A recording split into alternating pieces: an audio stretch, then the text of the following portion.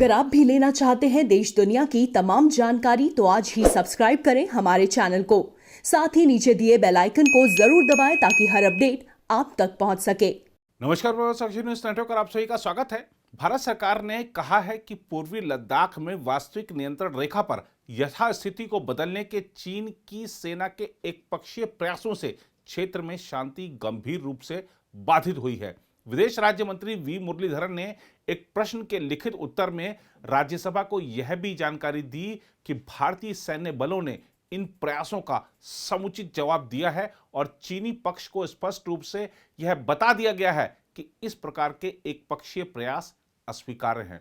मुरलीधरन से चीन के साथ सीमा विवाद पर प्रश्न पूछा गया था। उन्होंने बताया कि दोनों पक्ष बातचीत के जरिए एक साफ सुथरा, तर्कसंगत और परस्पर स्वीकार्य समाधान निकालने पर सहमत हुए हैं। उन्होंने कहा कि दोनों पक्ष इस बात पर भी सहमत हैं कि सीमा मुद्दे का लंबित अंतिम समाधान निकाले जाने तक सीमाई इलाकों में शांति बनाए रखना द्विपक्षीय संबंधों के संपूर्ण विकास के लिए जरूरी आधार है।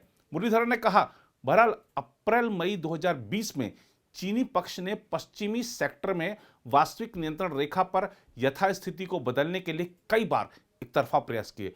इन प्रयासों का हमारे सैन्य बलों ने समुचित जवाब दिया है। उन्होंने कहा, चीनी पक्ष को यह भी स्पष्ट कर दिया गया है कि इस तरह के एकतरफा प्रयास अस्वीकार्य हैं। इन कार्रवाइयों से पश्चिमी सेक्टर में वास्तविक नियंत्रण रेखा पर शांति गंभीर रूप से बाधित हुई है। सरकार पूर्वी लद्दाख को अक्सर पश्चिमी सेक्टर कहती है।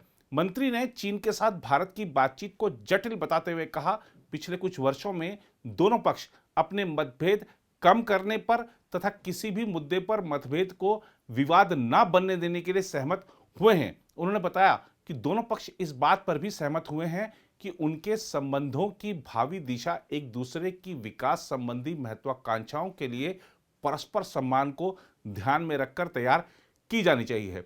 पूर्वी लद्दाख में गतिरोध को लेकर उन्होंने कहा, पिछले कुछ माह में हमने कूटनीतिक और सैन्य चैनलों के माध्यम से चीनी पक्ष के साथ बातचीत की है ताकि संघर्ष के सभी बिंदुओं से सैनिकों की वापसी और भारत चीन सीमा इलाकों पर शांति सुनिश्चित हो सके। मुरलीधरन ने विदेश मंत्री एस जयशंकर की उनके चीनी समकक्ष वांग यी के साथ मॉस्को में 10 सितंबर को हुई बातचीत का भी संदर्भ दिया।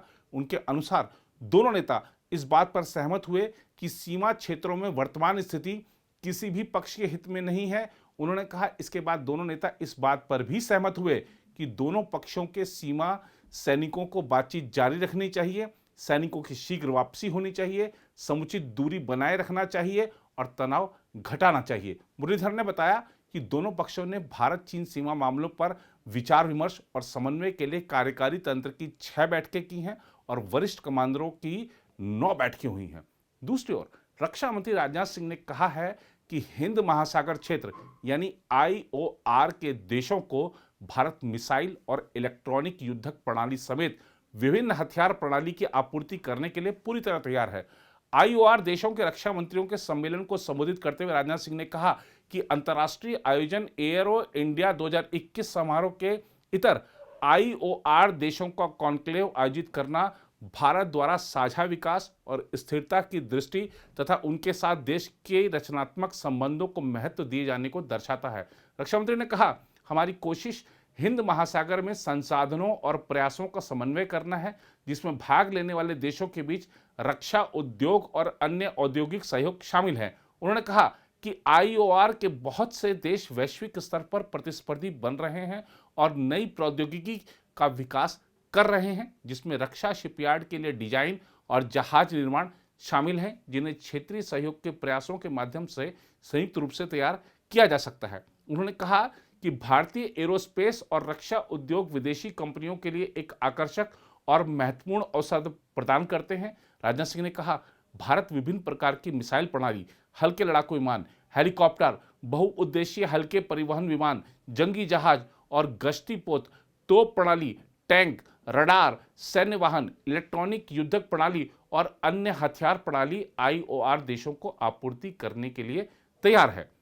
आइए चलते चलते आपको रक्षा प्रदर्शनी एरो इंडिया 2021 में लिए चलते हैं और इस प्रदर्शनी के दूसरे दिन जो हवाई करतब दिखाए गए उसकी झलक दिखाते हैं। कोरोना वायरस महामारी के बीच देश की प्रतिष्ठित एरोस्पेस और रक्षा प्रदर्शनी एरो इंडिया 2021 बुधवार को शुरू हुई।